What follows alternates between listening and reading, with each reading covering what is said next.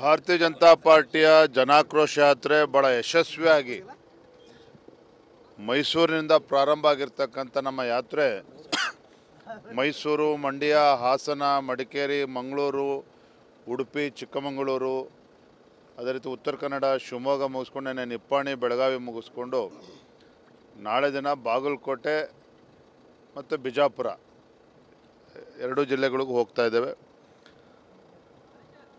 ನಮ್ಮ ನಿರೀಕ್ಷೆಗೂ ಮೀರಿ ಒಂದು ಬೆಂಬಲ ನಮ್ಮ ಜನಾಕ್ರೋಶ ಯಾತ್ರೆಗೆ ಸಿಗ್ತಾ ಇದೆ. ರಾಜ್ಯದ ಜನರು ಈಗಾಗಲೇ ನಾಳೆ ಚುನಾವಣೆ ಆದರೂ ಸಹ ಈ ಕಾಂಗ್ರೆಸ್ ಸರ್ಕಾರನ ಕಿತ್ತು ಬಿಸಾಕ್ತಾರೆ. ಆ ರೀತಿ ಒಂದು ಮಾನಸಿಕ ಸ್ಥಿತಿಯಲ್ಲಿ ಇವತ್ತು ಜನಸಾಮಾನ್ಯರಿದ್ದಾರೆ. ಯಾಕೆಂದರೆ ಸಾಕಷ್ಟು ನಿರೀಕ್ಷೆಗಳನ್ನು ಹುಟ್ಟಾಕಿದ್ದಂಥ ಕಾಂಗ್ರೆಸ್ ಪಕ್ಷ, ಕಾಂಗ್ರೆಸ್ ಸರ್ಕಾರ, ರಾಜ್ಯದ ಮುಖ್ಯಮಂತ್ರಿಗಳು ಇವರ ನಡವಳಿಕೆಗಳು, ರಾಜ್ಯ ಸರ್ಕಾರದ ಜನವಿರೋಧಿ ತೀರ್ಮಾನಗಳು, ಬೆಲೆ ಏರಿಕೆ ಮತ್ತು ಪದೇ ಪದೇ ಹಿಂದೂ ಕಾರ್ಯಕರ್ತರ ಮೇಲೆ ದಬ್ಬಾಳಿಕೆ, ಹಿಂದೂ ವಿರೋಧಿ ನೀತಿಗಳನ್ನೇನು ಅನುಸರಿಸ್ತಾ ಇದ್ದಾರೆ, ಇದೆಲ್ಲದರ ಪರಿಣಾಮ ಇವತ್ತು ಬೆಳಗಾವಿನಲ್ಲಿ ಮಾತನಾಡ್ತಾ ಹೇಳ್ತಾ ಇದ್ದೆ. ಬಹುಶಃ ದೇಶದಲ್ಲಿ ಇಷ್ಟೊಂದು ಕಡಿಮೆ ಅವಧಿಯಲ್ಲಿ ತನ್ನ ಜನಪ್ರಿಯತೆನ ಕಳೆದುಕೊಂಡಿರ್ತಕ್ಕಂಥ ಸರ್ಕಾರ ಯಾವುದಾರು ಇದ್ದರೆ ನಮ್ಮ ರಾಜ್ಯದಲ್ಲಿರ್ತಕ್ಕಂಥ ಸಿದ್ದರಾಮಯ್ಯ ನೇತೃತ್ವದ ಕಾಂಗ್ರೆಸ್ ಸರ್ಕಾರ. ಹಾಗಾಗಿ ಜನರು ಇವತ್ತು ಕಾಯ್ತಾ ಇದ್ದಾರೆ, ಈ ಕಾಂಗ್ರೆಸ್ ಸರ್ಕಾರಕ್ಕೆ ಪಾಠ ಕಲಿಸ್ಬೇಕು, ಬುದ್ಧಿ ಕಲಿಸ್ಬೇಕು ಅಂತ ಕಾಯ್ತಾ ಇದ್ದಾರೆ.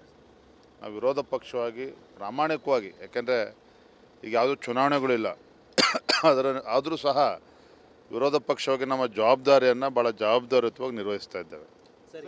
ರಾಜ್ಯದಲ್ಲಿ ಜಾತಿ ಗಣಿತ ವಿಚಾರ ಭಾರಿ ಚರ್ಚೆ ಆಗ್ತಾ ಇರ್ತಕ್ಕಂಥದ್ದು. ಅದರಲ್ಲೂ ನಿನ್ನೆ ಒಕ್ಕಲಿಗ ನಾಯಕರು ನಾವು ನಿಮ್ಮ ಮಾಧ್ಯಮದವ್ರು ಭಾಳ ಮನಸ್ಸು ಹೆಚ್ಕೊಂಡಿದ್ದೀರಿ. ಸಿದ್ದರಾಮಯ್ಯನವರು ಅವ್ರ ಮುಖ್ಯಮಂತ್ರಿ ಯಾವಾಗ ಅವ್ರ ಕುರ್ಚಿ ಅಳ್ಳಾಡ್ತದೆ ಇದನ್ನು ತರ್ತಾರೆ. ನಾ ಬೆಂಗಳೂರಲ್ಲೂ ಹೇಳ್ತಾ ಇದ್ದೆ, ಹಾವಿನ ಬುಟ್ಟಿನಿಂದ ಹಾವಿನ ತೆಗಿತೀನಿ ಅಂತ ಹೇಳಕ್ಕೆ ಶುರು ಮಾಡಿ ಎಷ್ಟು ವರ್ಷಗಳಾಯಿತು. ಹಿಂದಿನ ಅವಧಿಯಲ್ಲೇ ಸಿದ್ದರಾಮಯ್ಯನವರು ನಿಜವಾಗ್ಲೂ ಕಾಳಜಿ ಇದ್ದಿದ್ದರೆ, ಪ್ರಾಮಾಣಿಕತೆ ಇದ್ದರೆ, ಹಿಂದುಳಿದ ಸಮುದಾಯಗಳಿಗೆ, ಶೋಷಿತ ಸಮುದಾಯಗಳಿಗೆ ನ್ಯಾಯ ಕೊಡಬೇಕು ಅಂತ ಹೇಳಿದ್ರೆ ಹಿಂದಿನ ಅವಧಿಯಲ್ಲೇ ಮಾಡ್ಬೋದಾಗಿತ್ತು. ಈಗಲೂ ಕೂಡ ಸರ್ಕಾರ ಒಂದು 20 ತಿಂಗಳಾಗಿದೆ, ಯಾಕೆ ಸಮಯ ಸಿಕ್ಕಿಲ್ವಾ? ಡಿ ಕೆ ಶಿವಕುಮಾರ್ ಕೇಳಿದ್ರೆ ಅವನೇನು ಹೇಳ್ತಾರೆ, ಡಿ ಕೆ ಶಿವಕುಮಾರ್ ಹೇಳ್ತಾರೆ ನಾ ಇನ್ನೂ ಆ ವರದಿನ ಇನ್ನೂ ಅಧ್ಯಯನ ಮಾಡಿಲ್ಲ ಅಂತ ಅವ್ರು ಹೇಳ್ತಾರೆ. ಇದು ಎಲ್ಲೋ ಒಂದು ಕಡೆ ಮುಖ್ಯಮಂತ್ರಿಗಳ ಒಂದು ಕಳಕಳಿ ಪ್ರಾಮಾಣಿಕತೆ ಇದೆ ಈ ವಿಚಾರದಲ್ಲಿ ಅನ್ನೋದು ನನಗಂತೂ ಸಂಶಯ ಇದೆ.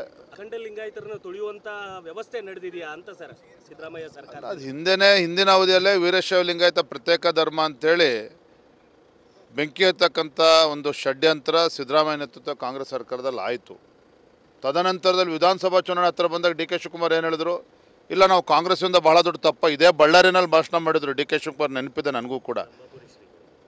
ನಾವು ತಪ್ಪು ಮಾಡಿಬಿಟ್ಟಿವಿ, ಕಾಂಗ್ರೆಸ್ ಇವತ್ತು ವೀರಶೈವ ಲಿಂಗಾಯತದಕ್ಕೆ ಸಮಾಜ ಒಡೆಯೋಂಥ ಕೆಲಸಕ್ಕೆ ಕೈ ಹಾಕಿದ್ವಿ ಅಂತ ಹೇಳಿದ್ರು. ಇವತ್ತೇನು ಮಾಡ್ತಾ ಇದ್ದೀರಿ?